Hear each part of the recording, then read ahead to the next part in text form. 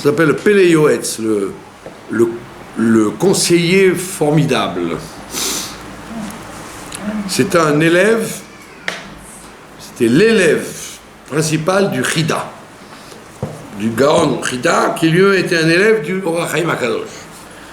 Donc c'est toute une lignée de grands rabbinim qui connaissaient toute la Torah, des langues étrangères à n'en plus finir, des mathématiques, c'était des savants aussi.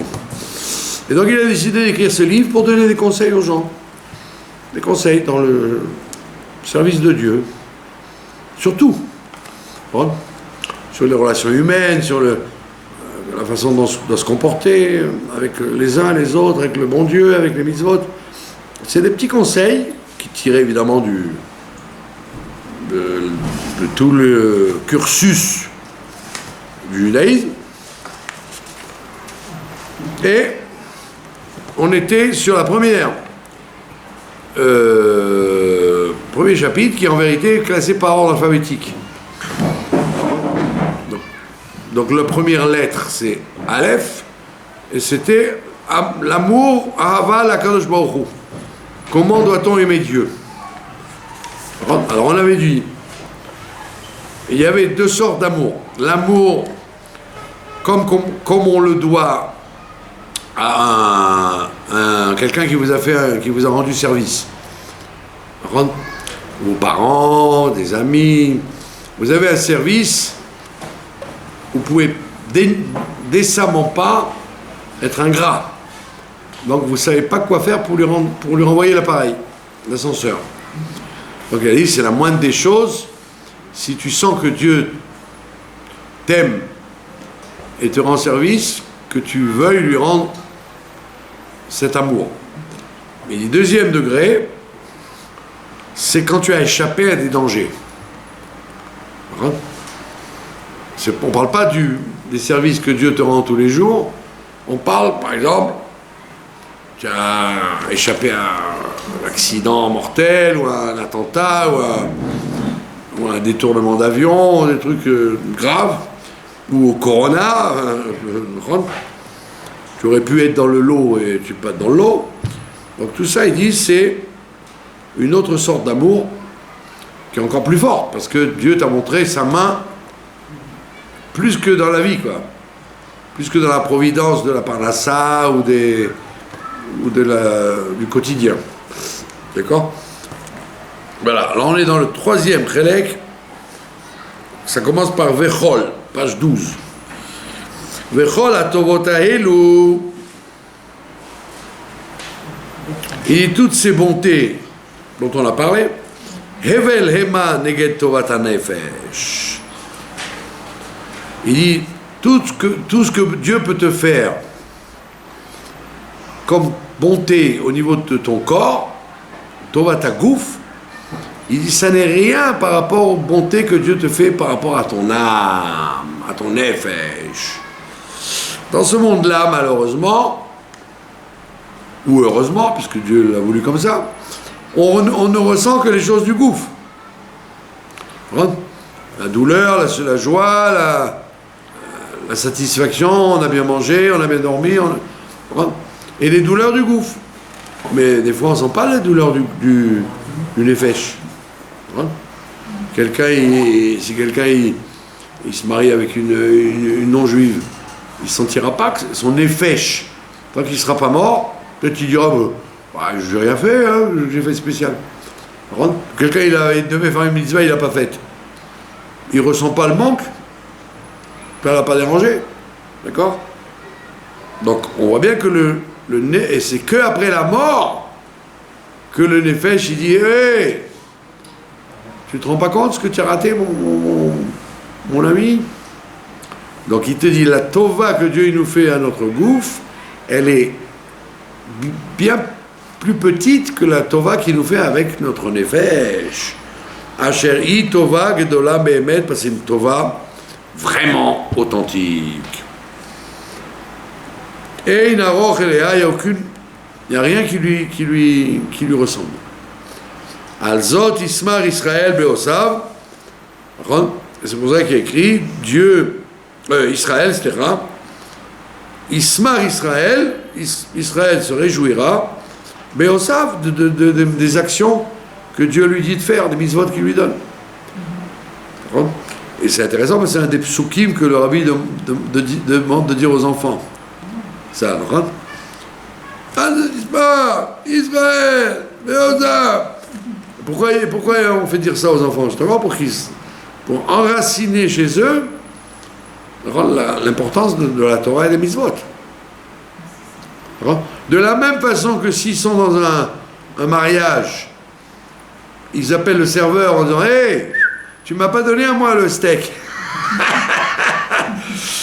J'ai pas eu la mana rishona ou mana chola. » Alors les serveurs ils se dépêchent parce que c'est honteux. Et bien la même chose, s'il y avait une mitzvah à faire, et puis toi, tu n'as pas pu la faire, tu dis, ouah, vite, avant la nuit, il faut que je fasse la mitzvah. Je suis pas content là, ça va pas. Et il dit ça, c'est la grande tova que Dieu nous a faite, de nous faire travailler le nefesh avec Torah et mitzvot. Asher bachar banu mikol ha'amim, parce que Dieu nous a choisis parmi toutes les nations. Venatan lanu Torah temet, et il nous a donné la Torah. Alors, Shabbat, on était Shabbat une semaine après Shavuot. Alors on a une blague, on dit une blague, on dit quand arrive Sukkot, après la fête, tu ranges les barres de fer et tout ce que tu as mis dans la soukha, tu le ranges au placard jusqu'à l'année prochaine. Quand arrive Pessah, la vaisselle, tu la ranges à nouveau dans le placard pour l'année prochaine. Mais on est quand arrive Shavuot, oh il va voir que tu ranges la Torah que tu as reçue dans le placard jusqu'à l'année prochaine. Tu dois t'en servir jour et nuit, puisque tu l'as reçue. Ne t'avise pas à la mettre dans le placard jusqu'à l'année prochaine. Alors il y avait ce Shabbat-là, il y avait un groupe de... Comme il n'y a plus de Seuda Shlichit organisé à cause du Corona et compagnie, donc chacun il mange chez lui, après Mincha, on attend la fin, quoi. Alors il y avait un petit groupe de jeunes et ils parlaient... des ch'touillottes, quoi.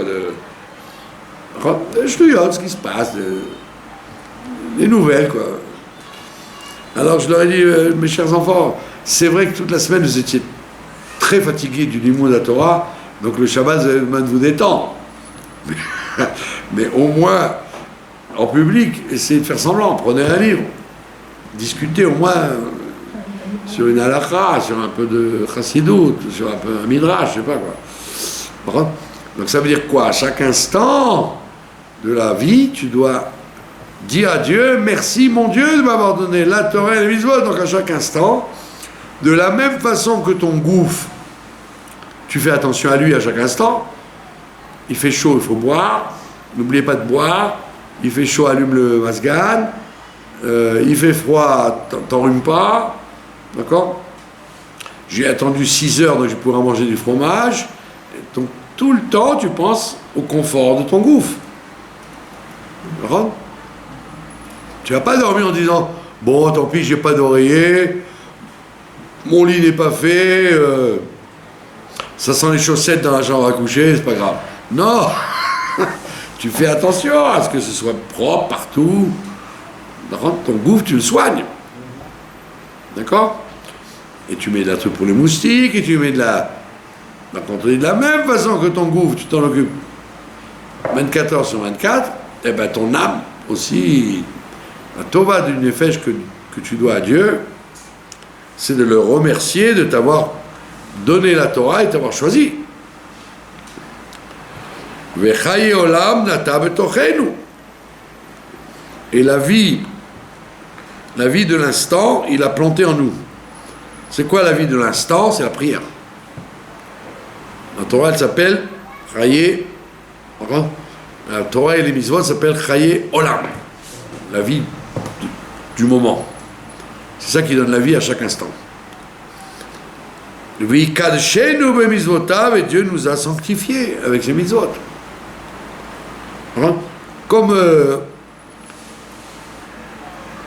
comme on voit, pourquoi le Ham Israël, il a proportionnellement plus de prix Nobel? Pourquoi on dit le Yiddish Kop, la tête juive? Même, il y avait une histoire avec le procès de Nuremberg, d'accord? Et il y avait Göring qui avait oublié d'être bête. Le général Göring était le maréchal Göring. C'était le second de Hitler. Il marchait mal. Et l'armée américaine, elle a mis des psychiatres parmi les généraux pour voir s'ils étaient fous ou s'ils ont fait ça en toute conscience, la Shoah. C'est la Shoah, ils l'ont fait. Et Göring, il parlait avec le psychiatre, et après quelques temps, il a dit « Toi, tu es juif. » Il dit « Comment tu sais ?» Il dit « Parce que tu n'es pas bête. Tu as une tête de juif. Tu as des réflexions que seuls les juifs, ils ont. Et c'est pour ça qu'on voulait vous tuer, parce que vous êtes trop intelligent. » Alors tu vas dire « Attends, mais ce psychiatre, en plus, n'était pas religieux du tout. C'était un juif américain très assimilé. Mais en fait, le fait que Dieu nous ait donné la Torah, depuis 3500 ans de Torah et de mitzvot, même les plus chilonimes que tu vas trouver, il leur reste dans leur gène l'intelligence qui fait qu'ils sont prix Nobel. C'est pas parce qu'ils sont naturellement intelligents, c'est parce qu'ils ont accumulé la Torah, les tefillah, qu'ils ont sans arrêt réfléchi, utilisé leur cerveau et leur âme à travers les siècles. Et donc, alors, ce qu'ils te disent, c'est ce qu'on appelle Chaye Olam, tu as fait vivre le monde, et tu as rentré ça en toi pendant des millénaires, et tu dois remercier Dieu. Il y avait un douanier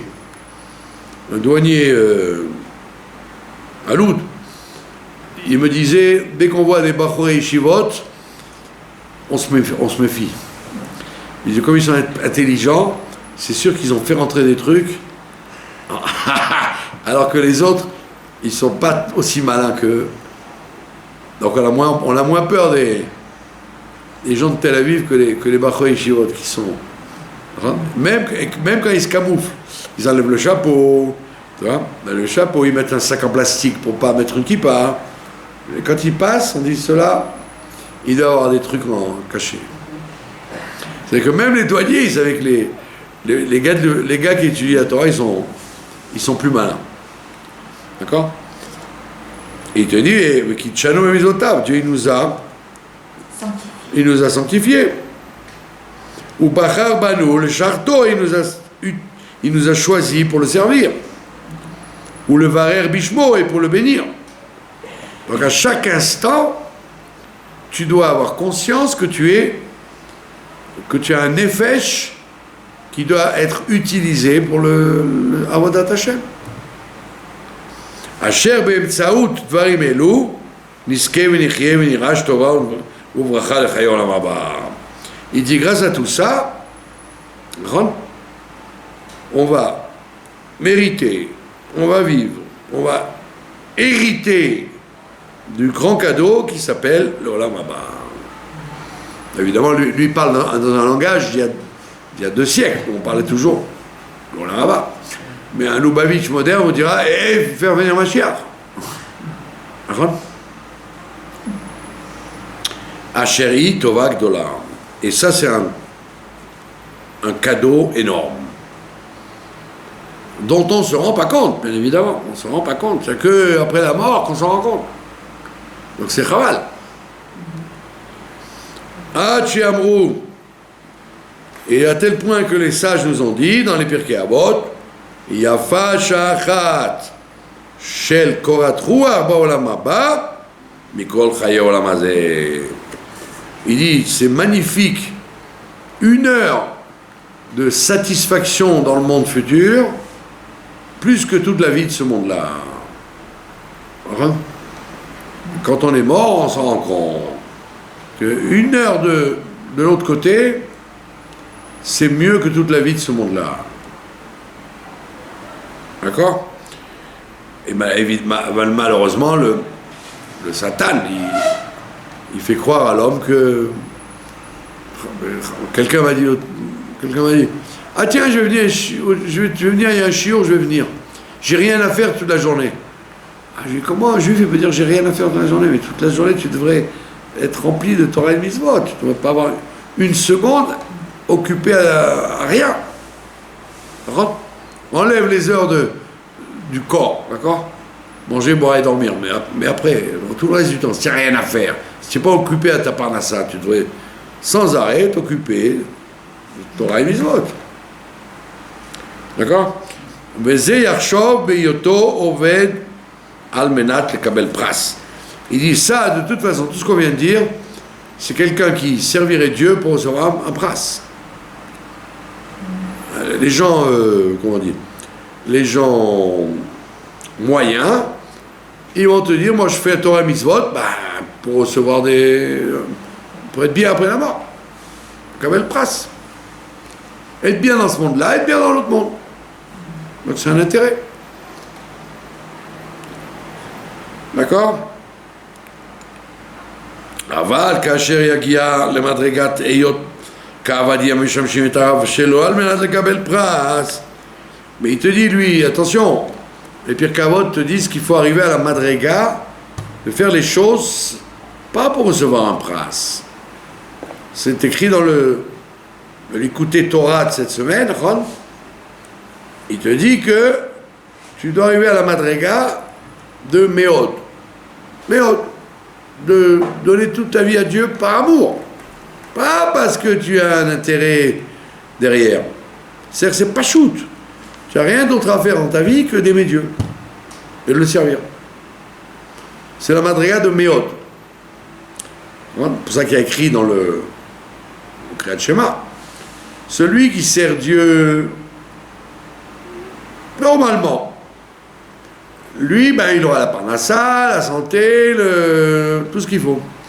Mais celui qui sert Dieu, pas normalement, parce qu'il n'a rien d'autre à faire, c'est sa vie. C'est sa vie, il fait que ça, servir Dieu. Qu'il pleuve, qu'il vente, qu'il soit heureux, malheureux, qu'il ait des enfants, qu'il n'ait pas d'enfants, qu'il soit riche, pauvre. Il sert Dieu parce que c'est sa raison d'être. C'est ce qu'on appelle utiliser son méod. Méod, méodecha. Kol nafshecha v'chol méodecha. Ton méod, tu fais le maximum. Pas parce que tu attends quelque chose, parce que c'était naturel. Comme tu te lèves le matin, on te dit pas, hey, n'oublie pas, il faut respirer, hein. Il respire, il le sait, c'est pas shoot. Et s'il a vu d'un café, il va se faire le café. Il va pas dire, attends, est-ce que j'ai besoin du café? J'ai pas besoin. Il dit, non, je me fais un café le matin. Naturellement, je prends un café. Tu mets tes chaussettes? Oui, je mets mes chaussettes. Donc tout ça, c'est nature. La même chose. Aimer Dieu, ça devient une nature. Teva. C'est ce qu'on appelle Bechol Meodecha. Alors, c'est la différence. Celui qui sert Dieu, Al Menat lekabel pras, pour recevoir un pras, alors c'est sûr qu'il aura dans ce monde-là et dans l'autre monde. Mais il faudra qu'il travaille, il faudra qu'il aille au travail, il faudra qu'il fasse un effort. Alors celui qui est au niveau de Bechol Meodecha, lui, comme j'ai expliqué, un gars qui travaille, à la fin du mois, il reçoit son salaire, son chèque. Donc il a travaillé, il a un salaire, ça c'est bien. S'il fait le zouave, alors il n'aura peut-être pas son salaire, ou peut-être il sera malade, ou alors peut-être il va divorcer, il va savoir ce qui peut arriver. Mais celui qui a été bécédé, al menat lekabel pras, fin de mois, il reçoit son salaire. Celui qui sert Dieu, bechol meodecha, de tout son mois, lui, même sans travailler, le chèque vient chez lui à la maison, dans sa boîte aux lettres, ou sa porte. Et s'il est encore plus méritant, il reçoit en espèces. Même pas besoin d'aller à la banque. Donc ça veut dire quoi? Il te dit, ça c'est la madriga dont parle là-bas les Pirkei Avot, Antignos ish socho. Il t'a dit, ne soyez pas comme des serviteurs qui servent Dieu pour recevoir un pras, mais il faut arriver à la madrega où vous ne servez pas Dieu pour recevoir un pras, mais parce que vous êtes, il n'y a que ça, quoi. C'est votre vie. C'est votre vie. Comme il a dit Harry et Derry quand ils ont fermé les choules. Il a dit, attends, je comprends pas. Les supermarchés, c'est vital, donc tu les as ouverts. Mais nous, les synagogues et les Baté Midrash, c'est aussi vital. On ne peut pas vivre sans synagogue et sans yeshivot. Pourquoi vous nous les fermez alors?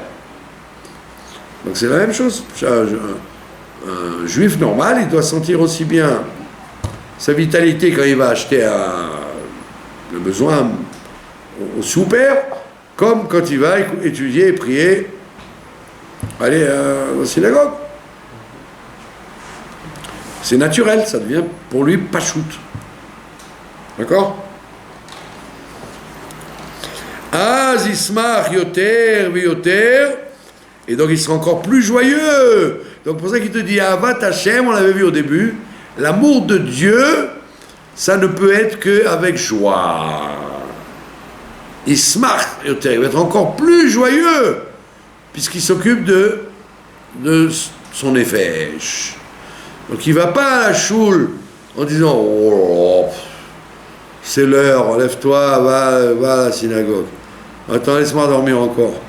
Mais non, si tu sais ce que tu vas gagner, tu n'as rien à faire de dormir encore. Tu te lèves, tu sautes. Donc il sera encore plus joyeux parce qu'il aime Dieu. C'est pour ça qu'il te dit, ça c'est la madriga à laquelle l'homme doit tendre, d'aimer Dieu, pas seulement de faire les choses par peur des coups ou pour recevoir un salaire. Alors, comme une mère avec ses enfants. Une mère avec ses enfants, elle ne dit pas je ne sais pas si je vais l'aimer aujourd'hui, mes enfants. Je ne sais pas, je vais bien réfléchir. Mais non, c'est pchita, comme la mère, elle enlève de sa bouche pour lui donner à lui. Au bébé, il se réveille en pleine nuit pour le biberon. Alors que s'il faisait froid pour elle, elle ne se lèverait pas.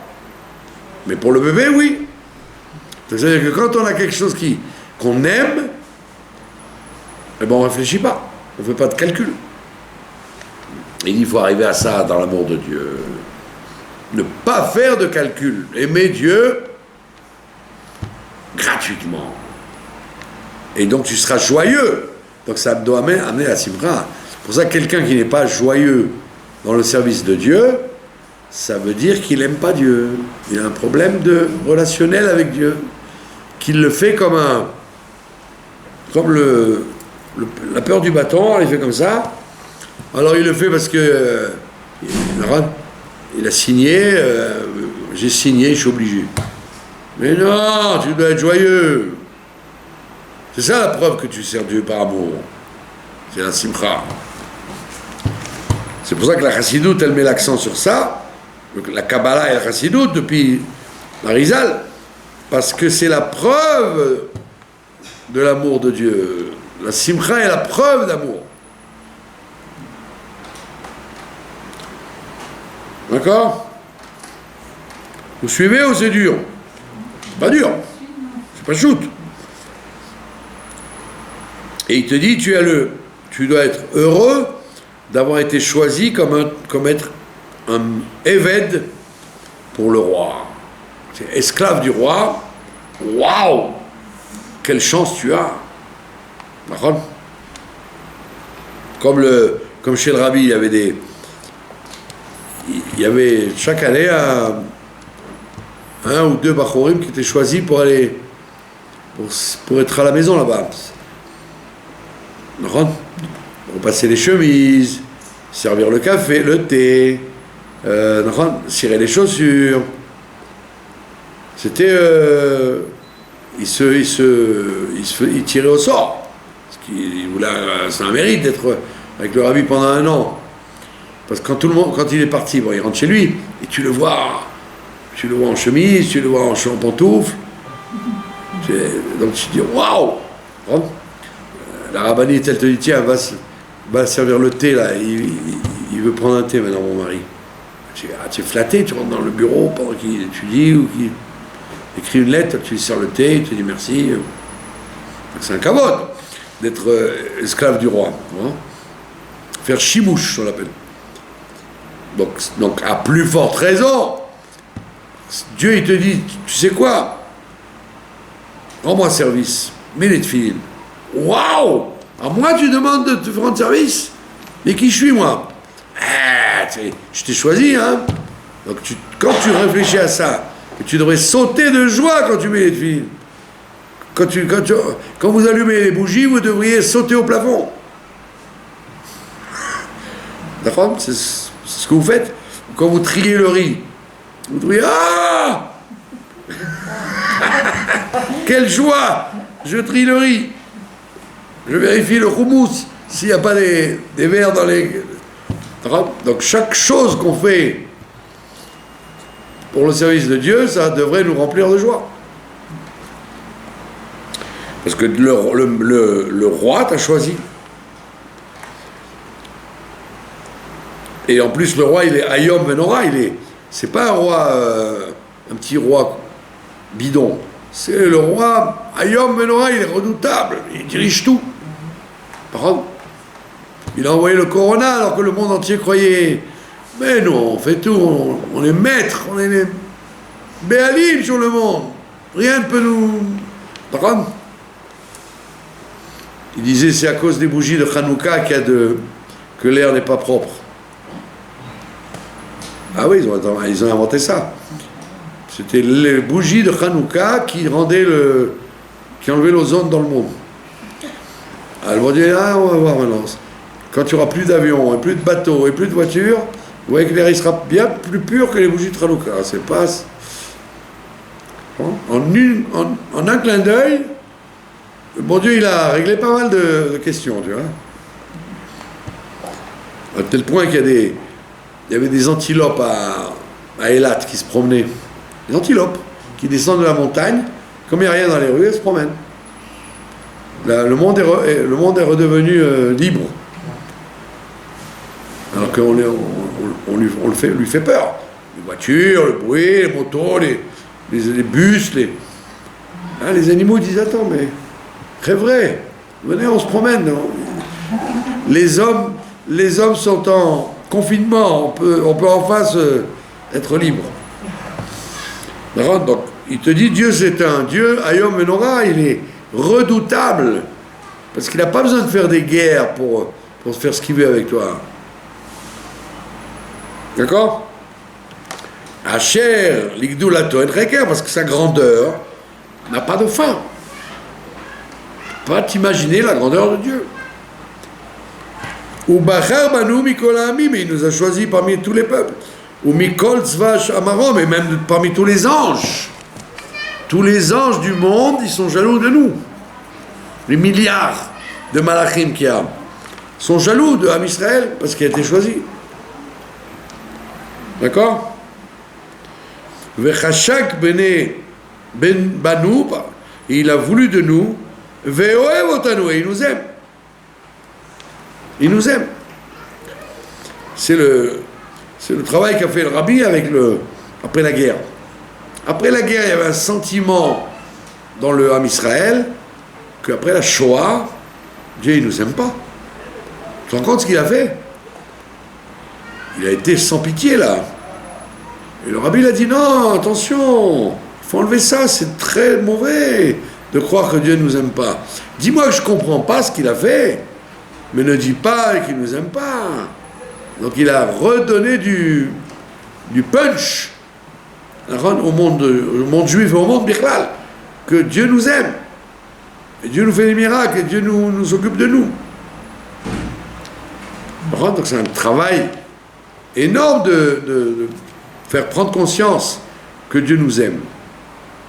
D'accord? Veratza Kadosh Baruch Hu les Zakot et d'Israël. Et Dieu a voulu faire mériter le Ham Israël, le Fichach, Irba Lahem Torah Mitzvot. C'est pour ça qu'il leur a donné beaucoup de mitzvot. Alors, il y a des gens, ils disent oh là là, que c'est compliqué le judaïsme, et il y a ça, et il y a ça, et il y a ça. Et attention que tu fasses pas ça, et attention que tu fasses ça. Oh là là! Mais les goïms, ils sont bien, ils ont que cette mitzvot. Et il y a les chilonim, ils n'ont rien du tout, ils font ce qu'ils veulent. Quelle galère alors, tu te rends compte? Il faut acheter les matzot pour Pessah, et puis après il faut ranger la vaisselle, et après le lendemain il faut se réveiller pour la tefila. Oh là là! Les Shabbat, il faut rester sans rien faire jusqu'à la nuit. Alors il te dit, attends, à four, c'est tout le contraire. C'est parce qu'il nous aime qu'il a donné des centaines de mitzvot. Comme il y a des centaines de mitzvot, tu as toujours quelque chose à faire. Donc là, tu as échoué, là, tu n'as pas réussi. Là, tu n'aimes pas. Mais ça, tu aimes. Par contre, celle-là, tu l'aimes, cette mitzvah. Ou celle-là, tu n'as pas eu le temps de la faire, mais tu en as une autre. Tu n'as pas pu allumer la Hanoukia cette année, ben, tu as quand même pu faire manger les matzot, tu as fait ça. Donc, sans arrêt, tu peux rattraper les mitzvot que tu n'as pas faites. Donc, au contraire, ne dis pas, celle-là, je ne l'ai pas faite. Dis, Baruch Hashem, on m'a donné plein à la place. Donc, c'est pour ça qu'on dit, il a augmenté la Torah et les mitzvot. C'est un mérite qu'il t'a donné. C'est pas une galère sur la tête. C'est pas un poids. C'est un mérite. Il te dit à chaque instant, tu peux faire une mitzvah. Tu as toujours quelque chose à faire. Tu t'ennuies, comme j'ai dit à une dame qui se disputait avec son mari au divorce, elle était au divorce. Je lui ai dit, écoutez ma brave dame, qu'est-ce que vous foutez toute la journée? Rien. Alors prenez des bougies, prenez des bonbons, et allez à Shaare Tzedek ou à Hadassah, et passez dans les endroits où il y a les enfants avec les tuyaux, et les dames avec les trucs. Vous allez distribuer des bougies, donner des bonbons, dire shalom. Vous allez voir, vous allez rentrer à la maison, vous n'avez plus de problème avec votre mari. Vous allez voir combien il y a de gens qui ont besoin et que vous êtes content de vous d'avoir servi à quelque chose, faire chesed aux hommes, aux femmes et aux enfants. Voilà. Alors elle a commencé à le faire. Elle m'a dit, ah mais je suis tombé sur une marlaka, il y avait des arabes aussi, et je lui ai dit, alors, vous avez donné la joie à l'arabe qui a mangé un bonbon, c'est grave. Au contraire, il va dire, tu vois les juifs, on dit du mal d'eux, on va les tuer, mais regarde, celle-là, c'est une juive, elle est religieuse, elle est venue m'apporter des bonbons. Et vous voyez bien que vous avez gagné sur tous les plans, et quand vous rentrez chez vous, vous n'avez plus de temps pour vous disputer avec votre mari. Parce que vous avez une journée pleine. Donc vous remettez les choses à leur place. Donc il te dit au contraire, qu'est-ce que tu grognes parce que Dieu il t'a mis 613 mitzvot. Au contraire, il t'a mis 613 pour que tu aies tout le temps une façon de te brancher avec lui. Formidable.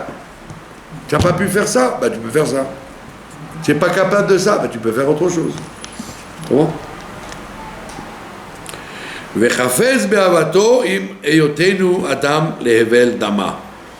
en plus il veut notre amour en sachant que nous ne valons rien. Hevel Dama, que notre sang est vide.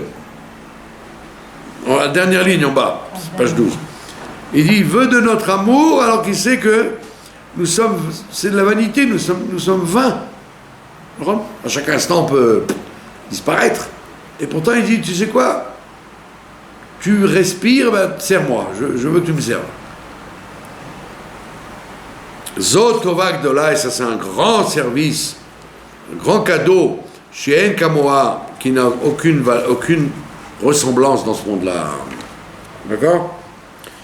La chair Yamik, quand il va réfléchir, la Chobik Dula Taboré, à la grandeur de Dieu. Ou Kenekdo, et parallèlement, mais Shiflut Adam, la médiocrité de l'homme par rapport à la grandeur de Dieu. En même temps, il dit Dieu est grand, Dieu est très grand, immense, et moi je suis tout petit, je suis rien du tout. Et malgré tout, il a demandé de faire ça. Donc tu vas dire, mais tu te rends compte cette chance que j'ai? Moi qui ne suis rien, on m'a donné de tenir le monde dans ma main. Mitor kach yakir veyeda, et à ce moment-là il saura Et il reconnaîtra Ki tova gdolahi shebachar banu vekervanu lavodato. C'est un grand cadeau qui nous a donné de nous rapprocher de son service. C'est ce qu'on dit le soir de Pessah dans la Gala. On dit ton grand-père Terach, il était Oved Avodah Zarah, et toi Abraham il t'a rapproché, et après Yitzhak, après Jacob, et après il t'a amené au Sinaï, il t'a rapproché alors que tu avais des ancêtres idolâtres. Et après on fait le Hallel, Alléluia, et on lève le verre et on fait le Hallel. Ça veut dire quoi? Le travail du soir de Pessah, c'est de ramener ça. Comment Dieu t'a choisi, t'a sorti de l'Égypte pour que tu deviennes son peuple. Ad ki behemet amro, à tel point que les Chachamim nous ont dit, Yafa sha'achat, c'est merveilleux, 1 heure de Torah ou de Maasim Tovim, 1 heure de Torah et de bonnes actions, Olam Hazeh, dans ce monde-là, Mikol Chaye Olam Haba, que tout le monde futur. À tel point, ils ont dit ça pour dire que c'est vrai. Ne crois pas que 1 heure ici, c'est rien. 1 heure, c'est plus grand que le monde futur. Dans ce monde-là. Comme elle dit la Chassidoute, parce que, ici, dans ce monde-là, on attrape Atzmut, l'essence de Dieu. Tu t'en rends pas compte quand tu fais une mitzvah ou la Torah. Tu attrapes l'essence de Dieu, et donc ça vaut beaucoup plus que de l'autre côté. 1 heure simplement. Et quand on dit Shah, c'est pas 1 heure de 60 minutes, c'est un tout petit peu. D'accord? Pourquoi le Rabbi a lancé la campagne des tefilines? D'accord? Parce que les tefilines, ça dure combien? 1 minute quand ils les mettent dans la rue. D'accord? Et grâce à ça, la Gemara elle dit, grâce à ça, le crâne qui a mis une paire de tefilines, il aura droit à la résurrection des morts. Karkaftas s'appelle. Le crâne qui a mis les tefilines 1 fois dans sa vie, il a droit à la résurrection des morts pour 1 fois dans sa vie, pas 1 fois par jour. Donc tu vois que ça n'a... Pardon? Celui qui n'a jamais mis de tefilines de sa vie. Voilà. Il n'a jamais mis, il met une paire de tefilines cachères, évidemment, même 1 minute, au chouk ou à Manhattan, il a droit à la résurrection des morts. C'est une Gemara, mais il faut rejeter. Donc, quand le Rabbi a lancé ses campagnes, alors, il y a ceux qui se sont moqués. On dit, c'est ridicule, hein? Et les gens intelligents et les gens sérieux, les gens qui ne voulaient pas dire du mal, ils ont dit, mais tu te rends compte que c'est géant, c'est géant. Parce que tu empêches des milliers de juifs de ne pas revenir à la résurrection des morts. C'est un cadeau énorme que tu fais à l'humanité, tu te rends compte? Karkaftas s'appelle. Un crâne qui a mis les tefilines ou qui les a pas mis.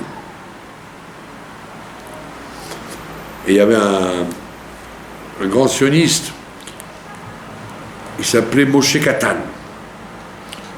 Il était directeur de l'agence juive. En vérité, c'était un Ashkenaz à l'origine, il s'appelait Klein. Et quand ils sont venus là, ils ont hébraïsé leur nom. Ils se sont appelés Katan. Le Klein, c'est passé à Katan. Comme en France, il y avait un grand danseur, il s'appelait Roland Petit. Et bien c'est Roland Klein en vérité. Et il a traduit par Petit. Eh oui, évidemment. Donc ce monsieur Moshe Katan, le rabbi avait osé dire que grâce le Kotel, on a récupéré le Kotel en 67. Il dit grâce à ça, il y a eu des milliers de juifs qui ont pu mettre les tefilines. Parce que, moi je me rappelle, à Paris par exemple, les gens ne voulaient pas mettre les tefilines dans la rue, dans Montmartre, mais au Kotel, oui. Quand ils arrivent au Kotel, ils regardaient le mur et tout, et tu leur dis, mais mettez les tefilines. Le rabbi dit, voilà, au moins, on a gagné ça. Et il s'est mis en colère. Il dit, comment? au lieu de reconnaître la grandeur du kotel, il reconnaît la grandeur des tefilin. C'est quoi cette annulation de la victoire de la guerre des 6 jours? Et le rabbi lui a répondu, le kotel, vous êtes capable de le rendre un jour. Vous êtes capable de faire des accords de paix et rendre tout. Mais les tefilin, jamais, celui qui a mis les tefilin, jamais on pourra lui enlever ça. Qu'il ait mis les tefilin une fois dans sa vie, jamais on pourra lui enlever ce mérite-là. Donc c'est que dans la tête des gens, une mitzvah, c'est rien. Mais quand tu lis dans les livres, même une mitzvah de 2 minutes, elle vaut l'éternité. Alors ne la méprise pas. Même quand tu donnes un shekel à une personne pauvre qui a besoin, qui tend la main, tu dis j'ai rien fait, j'ai une petite piécette. Tu as une petite piécette, tu as acquis le monde futur avec ça, sans t'en rendre compte. Parce que tu as attrapé l'essence de Dieu au moment de ton geste. Vous avez compris? Donc c'est pas, ça vaut le coup. Vidame bedato, et il se réfléchira dans sa tête. Manasa yeka ubdula laish falalashim. Comment on peut rendre une grandeur à un homme shfalalashim, un homme méprisable. Asher amelech hafez bikaro, que le roi veut honorer, comme l'histoire de Haman. Quand Achashverosh lui dit ça, que faut-il donc faire au roi? Que faut-il faire à l'homme que le roi veut honorer? Alors il dit la même chose. Toi tu es cheval roi, tu ne vaux rien du tout, et pourtant Dieu il te demande à toi qui ne vaut rien du tout de l'honorer.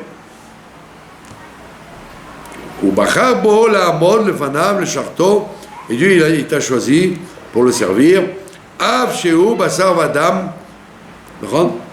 Bien qu'il soit basar vadam, tipas slucha kamo, alachat kama vekama, kama ma'alot tovot la makom alenu. Il dit, et donc chaque chose que Dieu t'a demandé de faire, tu devrais sans arrêt être flatté, heureux et conscient de la grandeur que Dieu te demande de faire.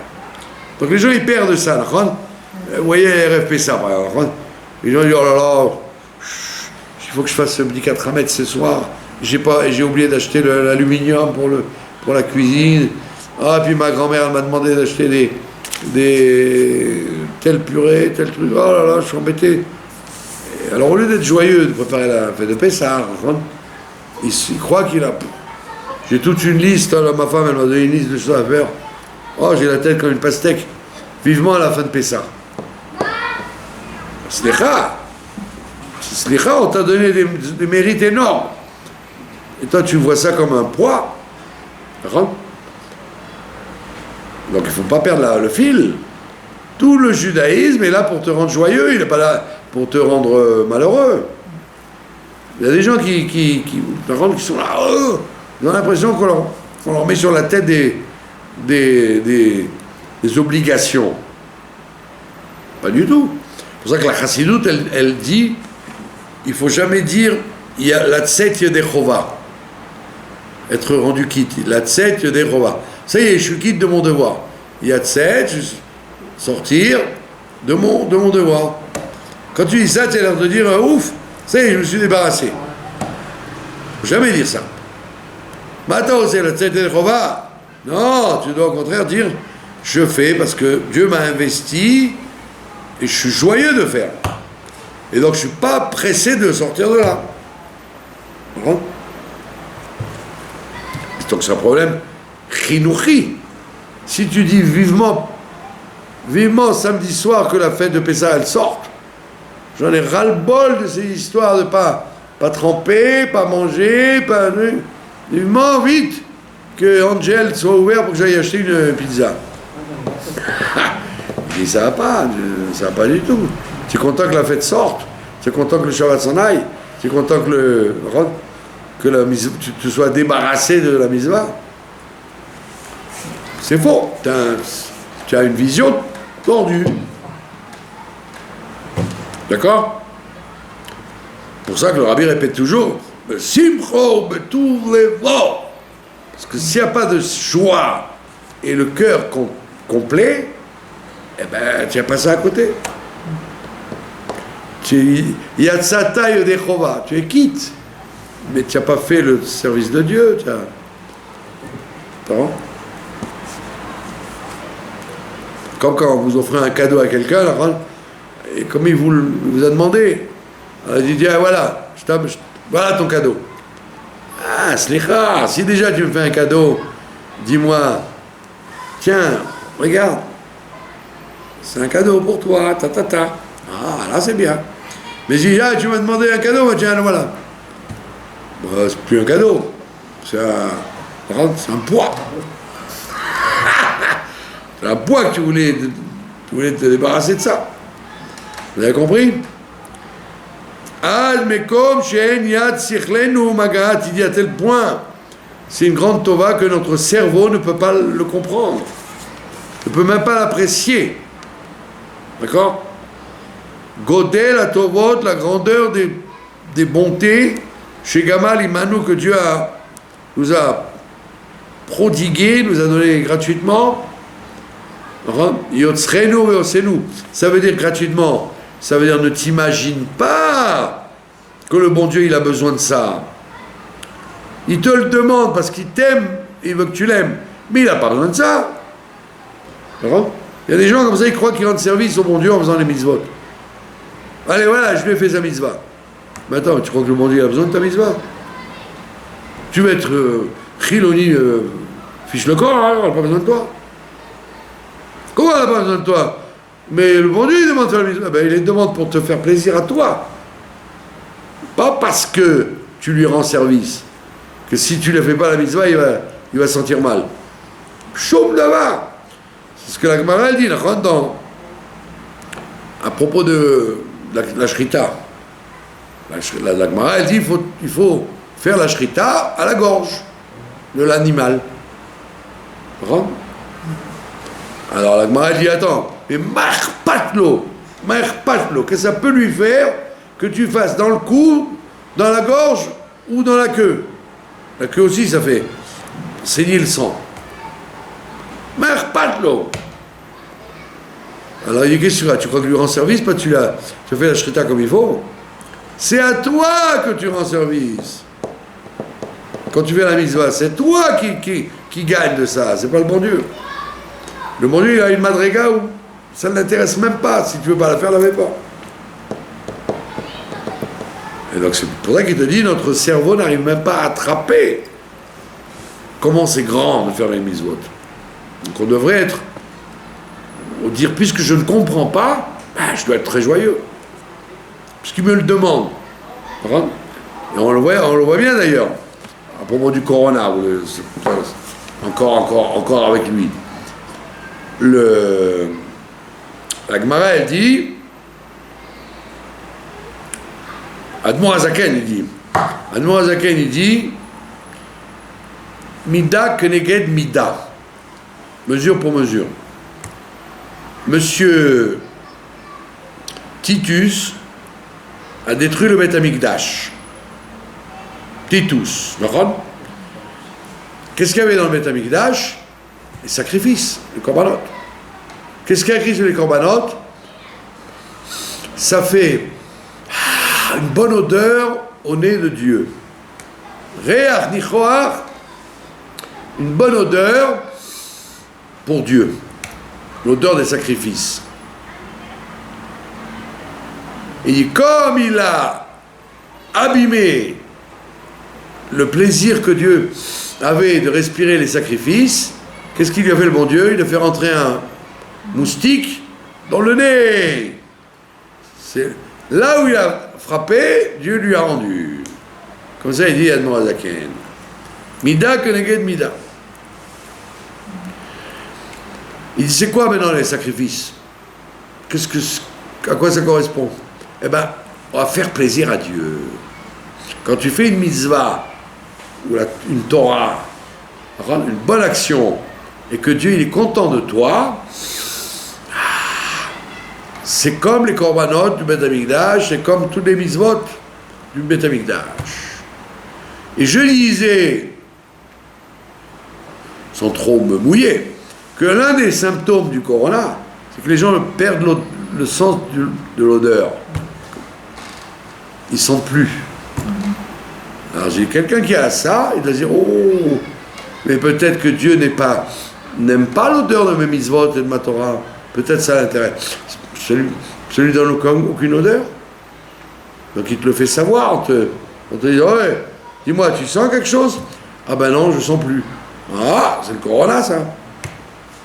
Donc il y a une comparaison intéressante entre le fait que Dieu il te dit, tu sais comment je sais, comment je suis content? Ah, je dis, ah, celui-là il m'a fait une prière, bravo, à la Kefak. Il m'a fait une mitzvah, quelle bonne odeur.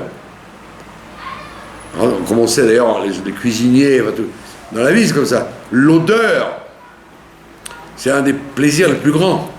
Si un plat ne sent rien, c'est quoi ça? Une bonne odeur, c'est le succès d'un restaurant ou d'un plat.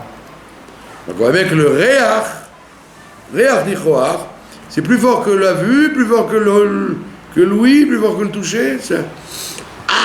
C'est quelque chose qui te... C'est pour ça qu'on fait samedi soir, on fait la bracha des odeurs. Donc tu te dis, attends, mais si quelqu'un a attrapé cette maladie sans être hospitalisé, Rabbi Shalom, il n'a plus le sens de l'odorat. Ben, il doit se poser des questions. Est-ce que son service de Dieu plaît à Dieu, lui donne une bonne odeur ou pas? Et qui fait ça pour se rendre quitte, quoi. Donc c'est ce qu'il te dit. Tu ne te rends pas compte de la grandeur. Tu ne te rends pas compte, mais sache-le au moins. Sache-le que c'est gigantesque ce que Dieu te demande. Ou le fit à émettre. On va en faire encore un petit morceau. Ou le fit à émettre. Et en vérité, ma sheyesh lismoach al tovot haolam hazeh ve'al ha'atzalot min haraot.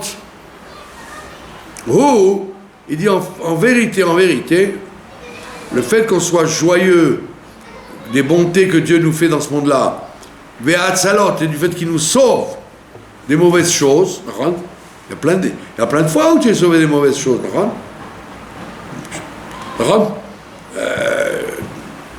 dans la vie, chaque instant, tu peux avoir ça. Tu as acheté un pot de mayonnaise, ben ça va, et un autre, il a acheté le même pot à côté, il était tourné, il a eu un empoisonnement. Tout le temps, tu peux avoir des mauvaises choses. La vendeuse, elle s'est trompée, elle a oublié de te rendre 100 shekels. Après, tu dis, mais non, madame, c'est vous qui voulez voler la caisse, je suis désolé, je vous ai rendu, vous avez qu'à compter. Donc, sans arrêt, Dieu, il te sauve de mauvaises choses. Et alors, en fait, tout ça, qui be'em saout achaim, parce qu'il dit par la vie, par l'intermédiaire de la vie, ve'atov, et de la bonté, nuchal le'agia à la tova agdola. Quand Dieu il te fait des bonnes choses, c'est pas pour, comme il dit le Rambam, c'est pas pour montrer qu'il est grand. C'est pas parce que tu es grand. Non, c'est pour que tu aies la tête tranquille pour servir Dieu.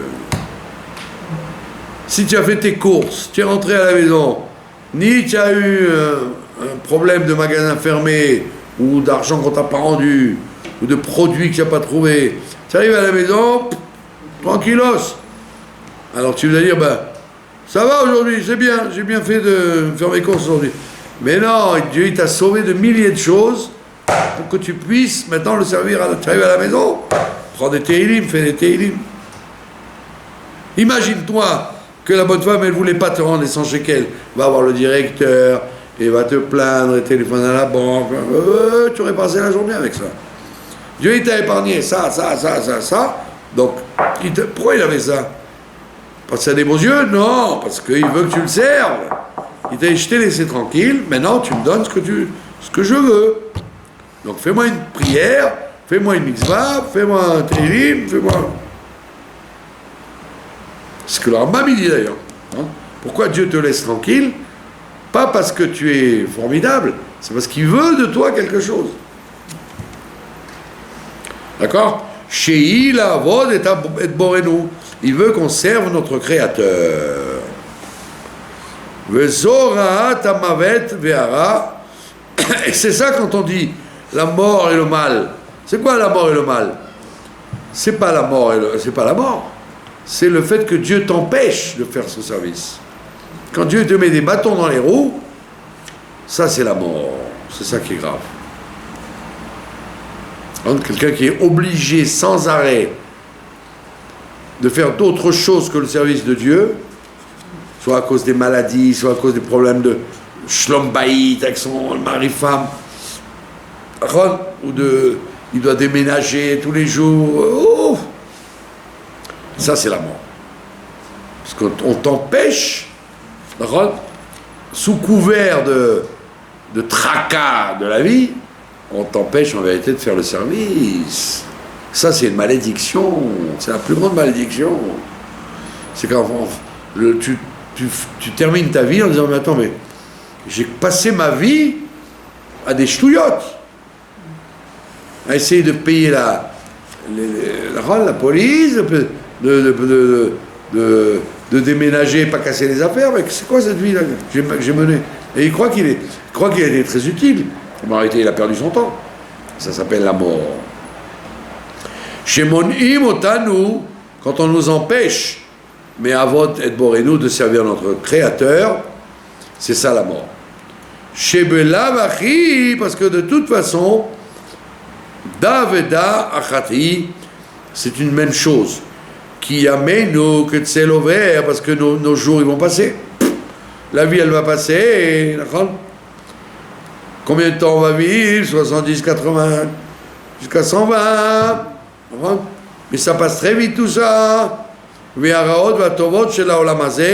Velema, il te dit les choses bien dans ce monde-là, ou les galères, les ennuis, tu t'en souviendras plus. Tu vas les oublier. C'est du vent tout ça. Et Velavalim, à Kolevel, comme c'est écrit là, tout est vanité. Aussi bien les bonnes choses que les mauvaises choses. Matériellement, ça passe. D'accord? Rak she'anu chafetzim bechaim, mais comme nous recherchons la vraie vie, ou bateau et la vraie bonté de Dieu, Bacher nire lanu, shem saimim otanu lavodat Hashem, idbarer shomo. Donc quand Dieu il veut te laisser tranquille, c'est pour que tu le serves. C'est pas il a vu que tu étais gentil, alors il t'a laissé tranquille. Non, il veut investir sur toi, donc il te laisse tranquille. Comme il y avait quand j'étais professeur au Bet Yaakov de Vegan, il y avait la directrice m'a dit, vous savez, cette jeune fille-là, cette madricha, cette monitrice, elle est Lubavitch, si vous voulez que je vous la présente. Alors elle m'a présenté, elle m'a dit, elle m'a amené un album de photos. Elle m'a dit, moi, tu sais, on n'était pas religieux dans la famille, du tout. Alors elle me montre l'album, elle montre son père, sa mère, ses frères, ses sœurs, pas du tout religieux, même pas traditionnaliste, quoi. Aucun signe sur les photos. Et au fil des photos, elle me dit, un jour mon père il a attrapé, il devait mourir, il était très très gravement malade, il devait mourir, et le chaliard du rabbi de la région, on l'a rencontré, et il a dit, demandez au rabbi une bracha. Et on a eu la bracha, et mon père s'en est sorti complètement. Et alors elle tourne les pages comme ça de l'album, et on voit le père avec une barbe, un chapeau, les enfants, les jeunes filles avec les robes, et la mère à la tête couverte. Tu vois l'évolution de la famille, tu vois. Les bougies de Shabbat, et la cache-croûte, et les enfants ils sont dans les écoles juives, les yeshivot, ta. Elle me dit, tu te rends compte? Alors je lui dis, tu sais pourquoi le rabbi il a donné une bracha à ton père? Parce qu'il a voulu investir sur lui. Et maintenant qu'il va être guéri, maintenant on va le voir. Dieu lui a enlevé la maladie pour qu'il commence à faire Avodat Hashem. C'est pas parce qu'il avait des beaux yeux ou parce qu'il avait une bonne tête. Non, parce que le rabbi il a dit, celui-là, il faut l'engager dans le service de Dieu. Et donc on ne veut pas qu'il meure, on veut qu'il soit efficace. Donc, grâce à sa guérison, il a pu commencer, lui, sa femme, ses enfants, à faire Avodat Hashem. Donc c'est ce qu'il te dit ici, qu'est-ce que tu crois? Dieu il t'a laissé tranquille aujourd'hui. Par contre, il ne t'a pas donné ce problème-là, il t'a enlevé tous les problèmes. Tu es rentré chez toi à 4 heures. Alors au lieu d'ouvrir ton iPhone et de nous gonfler jusqu'à 8 heures avec tes nouvelles de corona et de crise économique, maintenant donne les 4 heures qui te restent jusqu'à 8 heures au bon Dieu. Télim et Tfilot et de la voisine, est-ce que chez moi, mitzvot. T'auras un mitzvot. Comme ça, le bon Dieu dira, ah, tu vois que j'ai bien fait d'investir. Sinon, qu'est-ce qui va se passer? Le bon Dieu, il dit, tiens, celui-là, je vais laisser du temps libre. Au lieu de me faire des mitzvot pour me montrer qu'il m'aime, il a perdu sa journée. Eh ben, tu vois, c'est quoi? Demain, on va lui mettre des bâtons dans les roues. On va le voir. Le lendemain, il dira, oh, zut, qu'est-ce que j'ai fait aujourd'hui? Tout ce que je fais, ça rate. Eh ben, Coco, t'as pas compris comment hier ça devait être? Le bon Dieu aussi, dit Coco. D'accord? Donc c'est ce qu'il te dit ici. Veze kavanat amarenu. Il dit c'est ça quand on dit qu'il faut louer Dieu. Nishmat kol chai. Louer Dieu. Comme on dit ça le samedi matin. Nishmat kol chai.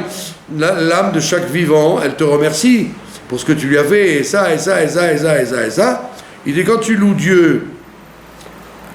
Achar amarenu. Et comme on dit toujours, Ilou, Pinou, Malé, Shira, Kayam. Si notre bouche pouvait parler, elle serait remplie de louanges comme la mer. On n'arrêterait pas de te remercier. Parce qu'en vérité, on te remercie d'abord parce que tu nous as laissés tranquilles et tu nous as pas mis les galères que des gens ont. Il y a plein de gens maintenant qui n'ont pas de travail, qui n'ont pas de parnassa, qui s'entraînent des problèmes à la maison, des problèmes d'éducation. Ouf. Ils ont dit le post-corona va être plus grave que le corona lui-même dans le monde. Là, ils ont interrogé un cabinet d'avocats de Tel Aviv. Il a dit il y a 3 fois plus de divorces, 3 fois plus, pas 30%. De 1, c'est passé à 3, à cause des problèmes économiques du corona. Et le gars lui a dit, le journaliste, il dit, dis-moi, quoi? Alors il dit, on essaye de les diriger vers des assistants, ça va s'arranger. Il dit, non, très souvent, ça ne s'arrange pas du tout, c'est fini, quoi. Ça veut dire quoi? Tu vois que dans le monde, ton sort n'est pas si mauvais que ça. Donc Dieu t'aime, il t'épargne de plein de choses. D'accord? Donc tu dois remercier Dieu. Mais comment la meilleure façon de le remercier, c'est pas simplement avec la bouche, c'est en lui donnant de la Torah et des mitzvot. D'accord? Comme on dit là-bas, Adena, Zaronu, Ramecha, Otselomar, ça veut dire quoi, ce Nishmat Kol Chai? Zot Simchatenu, Al Kol Atovot, c'est notre joie des bontés que Dieu nous fait, et Be'atzala, et du sauvetage qu'il nous fait, Min Haraot, de nous avoir empêché tous les problèmes possibles. Al kol azurenu rachamecha lavodatecha. Et donc, tu dois le remercier du fait qu'il t'a laissé tranquille. Il aurait pu te casser les pieds 1 million de fois dans la journée. Tu as tourné la clé, elle aurait pu se casser. Tu reviens le robinet, il aurait pu sauter comme un geyser. Chaque chose, tu vois que en fait, Dieu t'a fait des miracles infinis. Alors envoie-lui l'ascenseur. Pourquoi tu t'as fait tout ça? Pour que tu dises, ah, comme il m'a laissé tranquille, je vais lui amener le plaisir qu'il a de me voir étudier la Torah et faire la mitzvot. Et c'est comme ça qu'on aime Dieu.